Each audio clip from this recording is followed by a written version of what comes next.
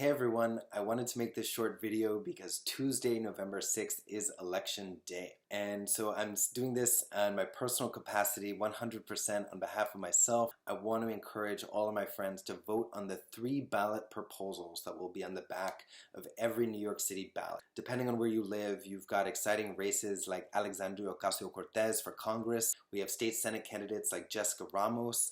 And in Brooklyn, you have the opportunity to flip the state Senate from red to blue by voting for Andrew Gennardis if you live in that district. After you've made your choices for candidates, flip your ballot over, okay? So on the other side of the ballot, there is going to be 3 questions. And if you only watch this video this far, I will say that I am voting yes on all 3, okay? But find out more about them. Go to flipyourballot.nyc. Now here's why I'm voting yes on all. Okay, so proposal number 1. It is about elections, how elections are funded. We have a great system in New York City of public financing of elections. So essentially what that means is if I donate $1 to somebody who's running for city council, the city will match it 6 to 1. So it becomes $6. Very simply, this proposal seeks to raise it to $8, 8 to 1.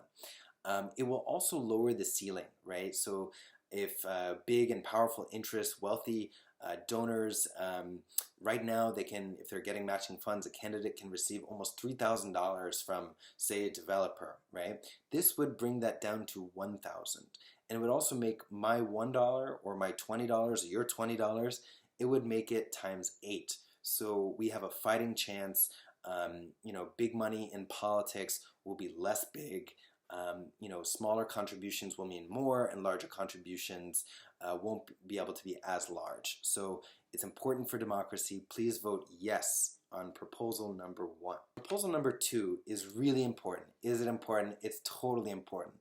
It creates a civic engagement commission in New York City. And I know that sounds boring, but we need to get more New Yorkers civically engaged. So what the Civic Engagement Commission is going to do, one of the things is to create a citywide participatory budgeting program. And what that means is, I know I'm throwing a lot of lingo at you, but participatory budgeting is a process that in certain council districts, council members will put, let's say, $1 million up, and everyone in the community gets to decide how that gets spent. So it's taking that program that exists in some council districts. This will be a citywide program.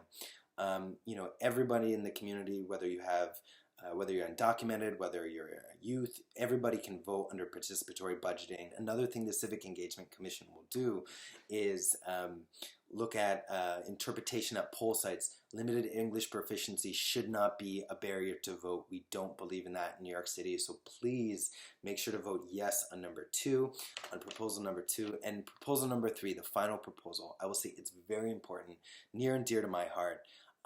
So community boards. I have so much love and respect for community board members, and I will say that unfortunately the problem right now, the status quo with community boards, is that there are no term limits. So these can be lifelong appointments. People can be there for 20 and 30 or 40 years, and we have our president for 8 years, we have our mayor for 8 years, we have our city council members, our public advocate for 2 terms, right? They're term limited. This would create term limits for community boards. And if you don't know what a community board is, basically it is a volunteer body of community members, about 50 members, who vote on important things for your community. So it could be land use decisions, it could be transportation and pedestrian safety decisions. And the problem is right now, so many of our community boards, I know, and I say this with all due respect to the people I really admire on community boards today, the volunteers who put in their time for our communities. Unfortunately, so many community boards don't represent the diverse communities here in Queens, for example. And I want to encourage everybody to vote yes on it. So finally, I will just say I want to challenge everybody to do 2 things. Please make a plan to vote. Set your alarm back. Everybody says they're going to vote. They wake up, they realize they're running late to work. You don't vote. Make a plan. It is so important. Is it important? It is important. Make a plan. I also want to challenge you to bring a friend with you to the polls, your neighbor, your family. Bring folks with you. People forget it's election day. Call them up. Go together. Make sure to vote. Thank you.